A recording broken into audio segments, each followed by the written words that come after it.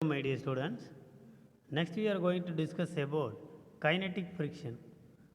If the external force acting on the object is greater than maximum static friction, the object begin to slide. When an object slides, the surface exerts a frictional force called kinetic friction, that is F of k vector அப்படின்றோம். Sir, ஒரு external force ஒரு object மேலே act ஆகி அந்த external force static ஃப்ரிக்ஷனை விட அதிகமாக இருந்துச்சு அப்படின்னா அந்த ஆப்ஜெக்ட் வந்து பார்த்திங்கன்னா ரெஸ்ட்டில் இருந்து மூவிங்க்கு வரும். ஸோ அப்போ அந்த சர்ஃபேஸ் வந்து பார்த்திங்கன்னா சம் ஃபோர்ஸை வந்து அந்த ஆப்ஜெக்ட் கொடுக்கும். அந்த ஃபோர்ஸை தான் கைனட்டிக் ஃப்ரிக்ஷன் அப்படின்னு சொல்கிறோம். ஸோ இதை வேறு எப்படி சார் சொல்லலாம்னா ஸ்லைடிங் ஃப்ரிக்ஷன், டைனமிக் ஃப்ரிக்ஷன் இந்த மாதிரி நம்ம சொல்லலான்றாங்க. ஃபார் எக்ஸாம்பிள் கீழே பாருங்கள், இங்கே நமக்கு ஒரு எக்ஸாம்பிள் கொடுத்துருக்காங்க. ஒரு ஆப்ஜெக்ட் இருக்குது, அந்த ஆப்ஜெக்ட் பாருங்கள் இது. ஸோ இந்த ஆப்ஜெக்ட் வந்து பார்த்தோம்னா நம்ம என்ன பண்ணுறோம், ஒரு எக்ஸ்டர்னல் ஃபோர்ஸை கொடுக்குறோம். இங்கே எஃப் ஆஃப் எக்ஸ் அப்படின்ற எக்ஸ்டர்னல் ஃபோர்ஸு கொடுக்குறோம். கொடுத்து இது என்ன பண்ணுறோம், இந்த பக்கம் மூவ் பண்ணுறோம். அப்போ மூவ் பண்ணும்போது இந்த சர்ஃபேஸ் வந்து பார்த்திங்கன்னா இந்த டைரெக்ஷனில் ஒரு ஃபோர்ஸ் கொடுக்குது இல்லைங்களா. அப்போ இதுதான் கைனட்டிக் ஃப்ரிக்ஷன். இல்லை சார் இப்படியும் சொல்லலாம் சார் அப்படின்னா இப்படியும் சொல்லலாம். எப்படி எஃப் அப்படின்ற எக்ஸ்டர்னல் ஃபோர்ஸ் இந்த பக்கம் ஆக்ட் ஆகுது. ஸோ ஆப்ஜெக்ட் வந்து இந்த பக்கம் நகருது வின்ற வெலாசிட்டியில். ஸோ அப்போ இந்த சர்ஃபேஸு இந்த ஆப்ஜெக்ட்டுக்கு என்ன பண்ணுவாங்க, இப்படி அதோட மூமெண்ட்டுக்கு ஆப்போசிட்டாக ஒரு ஃபோர்ஸை கொடுக்கும். ஸோ இதுதான் கைனட்டிக் ஃப்ரிக்ஷன் அப்படின்னு சொல்கிறோம்.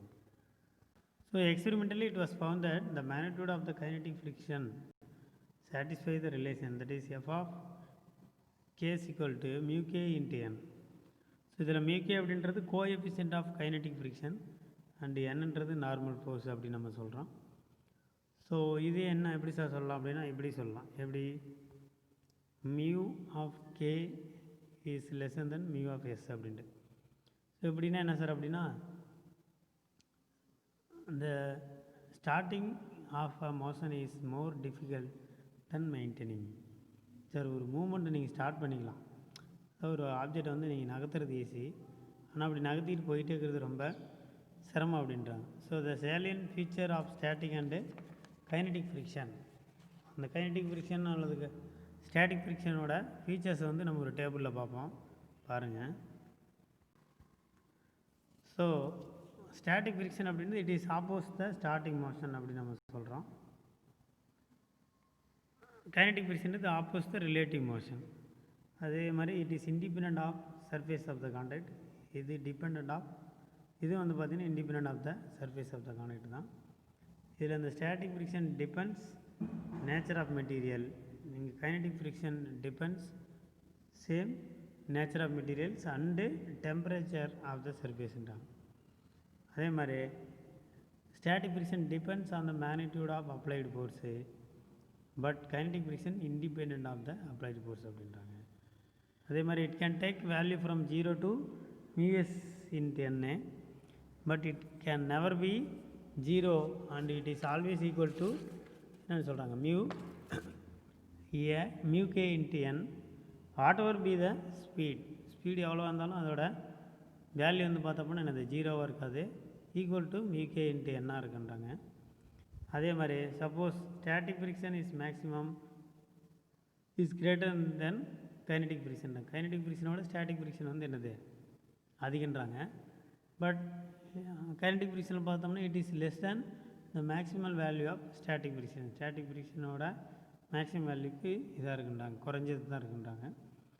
Next the coefficient of static friction greater than coefficient of kinetic friction, but அப்படியே தலையிலா coefficient of kinetic friction is less than the coefficient of kinetic friction அப்படின்றாங்க. So these are the features of kinetic and static friction அப்படின்றோம்.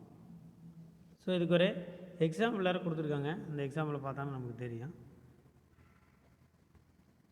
So the variation of both static and kinetic frictional force with external applied force அப்படின்றது வந்து பார்த்தோம்னா இங்கே நமக்கு ஒரு diagram கொடுத்துருக்காங்க. இந்த இடத்துல வந்து பாருங்கள், எஃப்எஸ் ஈக்குவல் டு எஃப் எக்ஸ்டர்னலாக இருக்கும்போது நமக்கு என்ன ஆகுது, ஒரே ஈவனாக போயிட்டுருக்குது. இங்கே வந்து பார்த்தோம் அப்படின்னா நமக்கு எஃப்கேஸ் ஈக்குவல் டு மியூ என்கேன்றாங்க. அப்படின்னா என்னது, இது வந்து ஸ்டாட்டிக், இது கைனட்டிக் ஃப்ரிக்ஷனு அப்படின்னு நம்ம சொல்கிறோம். அப்போ இங்கே இது ஸ்டாட்டிக் ஃப்ரிக்ஷன் மேக்ஸிமம் இந்த இடத்துல, ஸ்டாட்டிக் ஃப்ரிக்ஷனுக்கு அப்புறம் இது என்னவோ மாறிடுச்சு, கைனட்டிக் ஃப்ரிக்ஷனாக மாறிடுச்சு. இது வரலாம் இது ஸ்டாட்டிக் ஃப்ரிக்ஷனாக இருந்துச்சு அப்படின்றோம். நெக்ஸ்ட் ஒரு interesting topic, to move an object push or pull which is easier. ஒரு ஆப்ஜெக்டை மூவ் பண்ணோம்னா ஒன்று புஷ் பண்ணணும் இல்லைன்னா புல் பண்ணணும், எது ஈஸி அப்படின்றாங்க. அப்போ நீங்களே நினச்சி பாருங்கள், ஒரு ஆப்ஜெக்ட் நம்ம தள்ளுறோம் அல்லது இழுக்கிறோம் அப்படின்னா, தள்ளுறதா இது இழுக்கிறதா, எது ஈஸி அப்படின்னா, இதுக்கு ஒரு நம்ம டே டு டே லைஃப்பில் இருக்கக்கூடிய எக்ஸாம்பிள் இருக்குது. ஃபார் எக்ஸாம்பிள், எல்லா வெஹிக்கிளுக்குமே இன்ஜின் வந்து முன்னாடி இருக்கா பின்னாடி இருக்கா அப்படின்னு பார்த்தீங்கன்னா உங்களுக்கு அதுதான் ஆன்சரு. முன்னாடி இருக்கா பின்னாடி இருக்கா, அதை இப்போ நம்ம பார்ப்போம். எது நீங்கள் ஆன்சர்னால திங்க் பண்ணி வைங்க, எதுன்னு பார்ப்போம். So when a body is pushed at an arbitrary angle theta means என்னது 0 to π/2 இது எல்லாம் இருக்கலாம். The applied force can be resolved into two components, that is f sin theta parallel to the surface and f cos theta perpendicular to the surface அப்படின்றாங்க. So since there is no acceleration along the vertical direction, the normal force n is equal to என்ன நம்ம சொல்கிறோம், புஷிங்காக இருந்துச்சு அப்படின்னா, that is normal force pushing is equal to mg plus f cos theta. As a result, the maximum static friction also increases and it is equal to, it is fs maximum is equal to mu s into n push. So நமக்கு பார்த்தோம் அப்படின்னா mu s of mg plus f cos theta வந்துடும். So the above equation shows that the greater force need to be applied to push the object into motion. அப்போ இதுபடி பார்த்தோம் அப்படின்னா ஒரு ஆப்ஜெக்டை push பண்ணுறதுக்கு என்ன பண்ணும், கிரேட்டர் ஃபோர்ஸ் உங்களுக்கு தேவைப்படுது. அப்போ தான் அது என்ன பண்ண முடியும், புஷ் பண்ண முடியும் அப்படின்றாங்க. ஏன் ஸ்டாட்டிக் ஃப்ரிக்ஷன் வந்து இருக்கும், நீங்கள் இப்படி புஷ் பண்ணுறதுக்கு பார்க்குறீங்க. ஸோ வந்து உங்களுக்கு அதிகமான ஃபோர்ஸ் வந்து தேவைப்படுதுன்றாங்க. நெக்ஸ்ட்டு, சப்போஸ் இதே புல் பண்ணுற மாதிரி இருந்தால், when an object pulled at an angle theta, the applied force is resolved into two components and the total downward force. இதே என்ன பண்ணுறோம், ஒரு ஆப்ஜெக்ட் நம்ம புல் பண்ணுறோம் அப்படின்னா நமக்கு வந்து என்னன்றாங்க, that is normal pull force is equal to mg minus F cos theta. So ஆட்டோமேட்டிக்காக நமக்கு என்ன இருன்றாங்க, இங்கே பாருங்கள் இந்த டயக்ராமில் நீங்கள் என்ன பண்ண போகிறீங்க, ஒரு ஆப்ஜெக்டை புல் பண்ணுற போகிறீங்க, அதாவது இப்படி இழுக்கிறீங்க, அந்த ஆப்ஜெக்ட் இப்படி நகரணும். ஆனால் ஸ்டாட்டிக் ஃப்ரிக்ஷன் அதை பிடிச்சி என்ன பண்ணணும், இந்த பக்கம் இழுக்கும். ஸோ எப்படி பார்த்தோம் அப்படின்னா நமக்கு formula normal force MG equal, அதாவது normal force equal to MG minus F cos தீட்டான்னு இருக்குது. ஸோ இந்த வேல்யூ பார்த்திங்க அப்படின்னா உங்களுக்கு என்னது, ரொம்ப பாருங்கள் கம்மியாக தான் இருக்குது. ஸோ நம்ம ஒரு ஆப்ஜெக்ட் என்ன பண்ணுறோம், இழுக்கிறது அல்லது தள்ளுறது எது சார் ஈஸி அப்படின்னு பார்த்தோம்னா அந்த ரெண்டு ஈக்குவேஷன் பொறுத்து வரலாம். It is easier to pull an object then to push to make it move. அப்போ ஒரு ஆப்ஜெக்டை புஷ் பண்ணுறதோட புல் பண்ணுறது தான் என்னது ஈஸி அப்படின்றாங்க. ஸோ இப்போ தெரியுதுங்களா, வண்டிக்கு இன்ஜின்லாம் எங்கே இருக்குது, வண்டியோட முன்னாடி தான் இருக்கும். அதுதான் என்ன பண்ணும், டோட்டல் வண்டி இழுத்துட்டு போவோம். அதுதான் இங்கே நம்ம சொல்லியிருக்கிறோம். நெக்ஸ்ட்டு ஆங்கிள் ஆஃப் ஃப்ரிக்ஷன் அப்படின்றாங்க. அப்போ ஃப்ரிக்ஷன் அப்படின்னோம், அதில் ரெண்டு பார்த்தோம். ஆங்கிள் ஆஃப் ஃப்ரிக்ஷன்னா என்ன சார் அப்படின்னு பார்க்குறோம். So the angle of friction is defined as the angle between the normal force and the resultant force and maximum friction force அப்படின்றாங்க. ஸோ இது மூணு கடையில் கூடியது தான் ஆங்கிள், அதாவது ஆங்கிள் ஆஃப் ஃப்ரிக்ஷன் அப்படின்னு நம்ம சொல்கிறோம். ஸோ இங்கே நம்ம பார்க்கலாம் resultant force, normal force. So இதை தான் நம்ம என்னன்றோம், normal force and resultant force of normal force and maximum friction force. இது மூணு கடையில் இருக்கக்கூடிய இதுதான் நம்ம ஆங்கிள் ஆஃப் ஃப்ரிக்ஷன் அப்படின்னு சொல்கிறோம். ஸோ இந்த டயக்ராமில் பார்த்தாலே நமக்கு தெரியுது என்னது, ஒரு ஆப்ஜெக்ட்டு இதில் வந்து பார்த்திங்கன்னா ஸ்டாட்டிக் ஃப்ரிக்ஷன் இந்த பக்கம் இருக்குது, நார்மல் ஃபோர்ஸ் இந்த பக்கம் இருக்குது, ரிசல்டன்ட் ஃபோர்ஸ் இங்கே இருக்குது. ஸோ அப்போ இது ரெண்டு கடையில் இருக்கக்கூடிய ஆங்கிள் தான் நம்ம ஆங்கிள் ஆஃப் ஃப்ரிக்ஷன் அப்படின்னு சொல்கிறோம். So the above diagram result அதில் ரிசல்டன்ட் ஃபோர்ஸ் எவ்வளோ சார் அப்படின்னா that is R square equal to F of S maximum square plus N square. R square என்ன பண்ணுறோம்,